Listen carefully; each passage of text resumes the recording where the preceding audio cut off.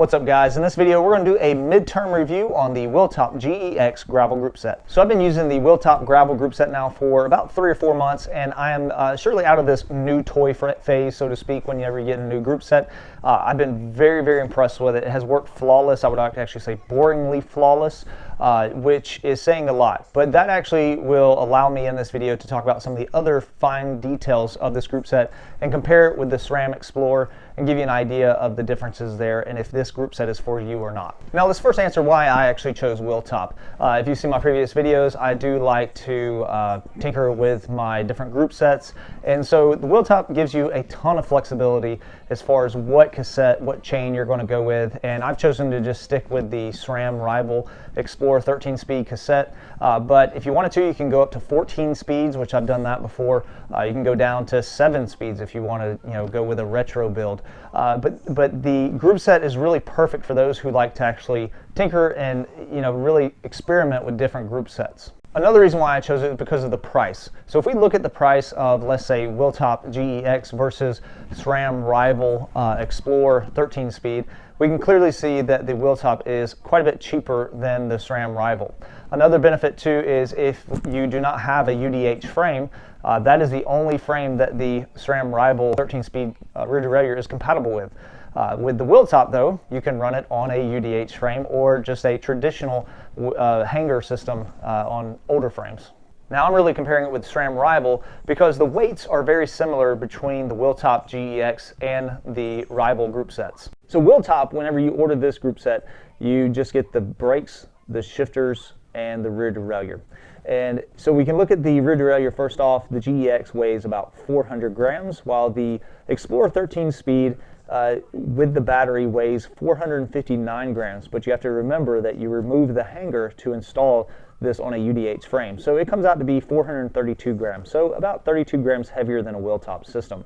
As we get to the shifters and brakes, you can see here that the Wheeltop brakes and shifters, these are not the hoses, just the actual hood and the brake levers, is 482 grams with Wheeltop. On the rival, it is a bit cheaper. It's 420 grams, so about 62 grams lighter there.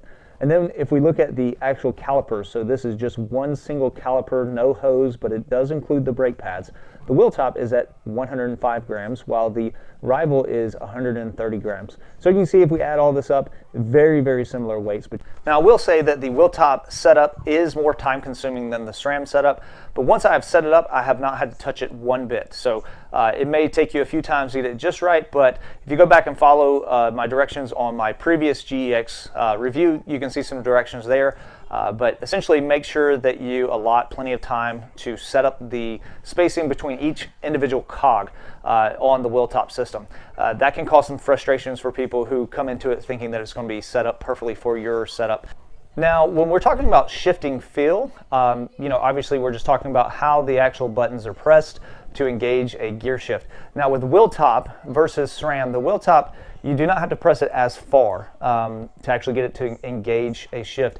Now you may think like, oh, that's great, that sounds like it's better than SRAM. But at the same time, with the SRAM, you do have to push the lever a little bit further, and it gives you more of a tactile feel, so it's more of a click to it with the SRAM. It really comes down to your personal preference. Sometimes on some gravel roads where the road's really bouncy, you may prefer the SRAM that you know for sure that you're clicking it and you're shifting gears. With the Wheeltop, sometimes you think you push it, maybe you didn't push it. So it doesn't give much of a feedback with the Wheeltop.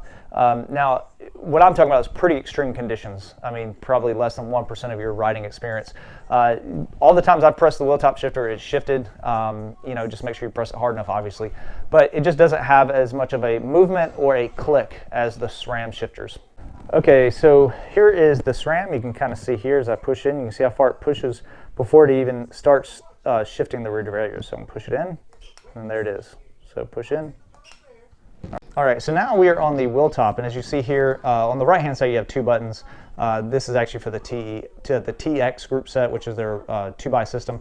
This button here shifts the front derailleur, and then this shifts, this shifts the rear derailleur forward and back. What I've done is I've switched my buttons to where these 2 buttons shift the rear derailleur to a harder gear, the left side shifts to an easier gear, similar to SRAM. But you can see here, like, as I push on this button here, you're not gonna see, like, you see a little bit of movement here. It's not much. And that's it. All right, so very, very little movement here. You don't really feel that tactile feedback either. Now on the smaller button here, you can kind of see it will actually move a little more than the larger button. I'm actually going to try to get out of the way. You can kind of see it move right there. So when you press it in, there it is. All right. Now when it comes to ergonomics, I have found the hoods to be a little short, and I talked about that in my previous video where I compare the different SRAM hoods with the Wheeltop hoods. But the hoods are shorter than especially the newer SRAM E1 shifters. I prefer the newer, longer hoods. They are more comfortable in my opinion. What I've done though is I've gone with an MV all-road handlebar, which has a little bit longer section that goes straight on it. Which actually makes the hood a little bit longer than normal. So that's kind of nice there. So if you want to use the Wheeltop, but you really have wide hands, you may find it cramped up a little bit more than say the newer SRAM shifters. But for it being so much cheaper than the SRAM, I would say that the ergonomics are not horrible. Something definitely you can get over. Now, if you have smaller hands, you actually will prefer these over the SRAM shifters. I have wide knuckles, a wide hand, and short fingers, so actually I prefer the SRAM a little bit more, but the Wheeltop is fine with the MV handlebars. Now, as far as battery life, it has been consistent for me for the claims of Wheeltop. I have also connected my rear derailleur with my head unit, so anytime my battery gets down, I believe it's 20%, it'll actually tell me that the battery level is low and I'll have to charge the unit. So battery life has been really impressive. I have seen some people that will check the battery life of the rear derailleur on the app and it will say that it drained overnight. I don't ever check that, but I've never had any issues with it. Now, just as a heads up, you do have the casual mode and the competitive mode. So if you have your rear derailleur in the competitive or race mode, which shifts a little bit faster, that keeps the rear derailleur on longer or even overnight. So your rear derailleur will actually drain faster, even if you're not using it, if you have it in that competition mode. But I've had no drops of power, nothing stopped all of a sudden. It just works. Now, in real world testing, it has been flawless. I mean, I've ridden it through rain, through mud, through beach sand, through just regular road rides, through normal gravel rides, even hit a little single track with it, and it has worked flawlessly for me in those conditions. So no water issues. The tune, after I got it tuned up on the initial setup, and maybe I did like 1 or 2 rides, I had to change a couple of little things on it just to get it shift just right. But after that, I haven't had to touch the unit whatsoever. So real world experience, it's been flawless. As far as the motor noise from the rear derailleur that shifts, it's quieter than the SRAM. So if you're used to SRAM, you know SRAM has like a little chirp or a loud chirp noise. Shimano also has one. I would say Wheeltop is probably the quietest rear derailleur between SRAM and Shimano. SRAM being the loudest, Shimano the next, and then Wheeltop being the quietest. As far as compatibility goes, obviously it's going to work with any cassette that's a 7 to 14 speeds, and also if you use a cassette that is whatever cassette you use the same company's chain or the chain that's compatible with it. That will allow the system to shift flawless. I've been running it with the SRAM XPLR Rival 13-speed rear cassette and using the SRAM flat top chain that's compatible with that. And I've actually used the same setup with the actual SRAM derailleurs, and it feels very, very similar. You can shift the gears with power down, and it shifts gears no problems whatsoever.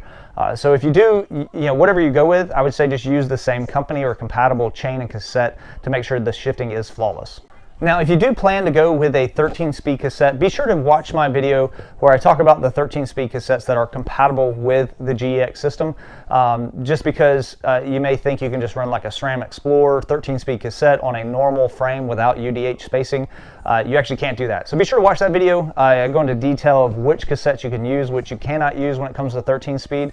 So check that out. I'll put the link down in the description below. Also, I'll put it up here at the top of the screen as well. All right, so who is this group set for? Obviously, people who like to experiment with different group sets. It's if you have a gravel bike. Now, you can also use it on a road bike as a one-bike system if you wanted to. But what's unique about this rear derailleur is with the long cage, you can go up to a 52-tooth cog in the back, so you can use it for like bike packing if you wanted to, or obviously you can just run a normal like a 1046 cassette on the back.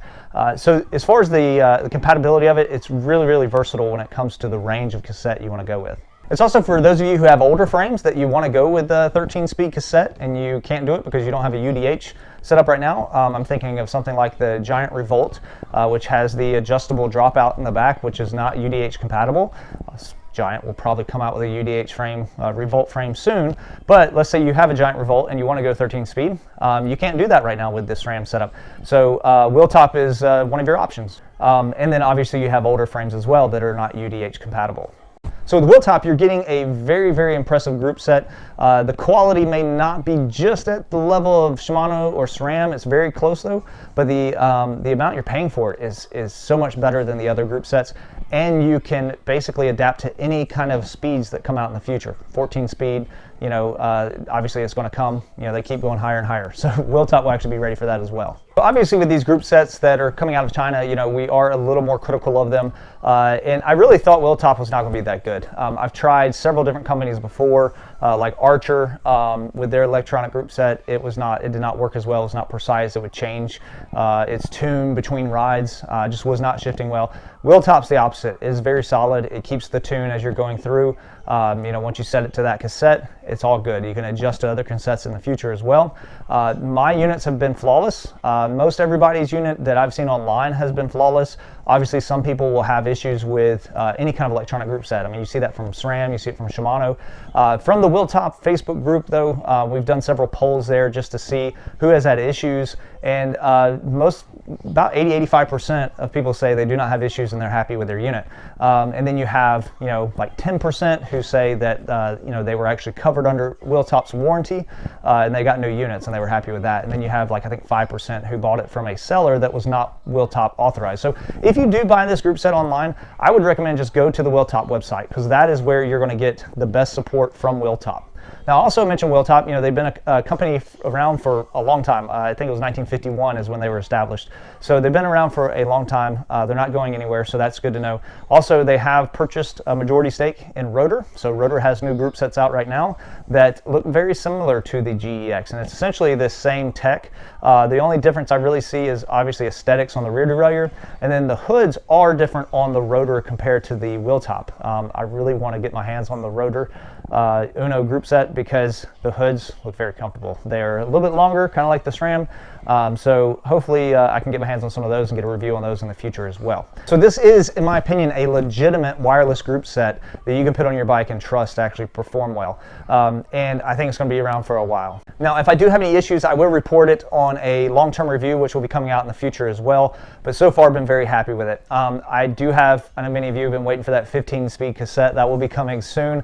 I'm hoping to get that up in about a week and a half. And then also, I'm going to mess around with some different pulley cages to see if we can get some different pulley cages on the GEX rear derailleur. In my opinion, that's like the only thing I aesthetically don't like about the GEX is the pulley wheels are kind of small. So I'm going to try to put some big pulley wheels on it and make it look sweet. But anyways, stay tuned for some of those videos. They'll be coming out soon. Thanks for watching. Subscribe to the channel if you enjoy this type of content. And then let me know in the comments if you have any questions or concerns. Also, like the video and share it with any of your friends who may be interested in this group set. And we'll see you in the next video.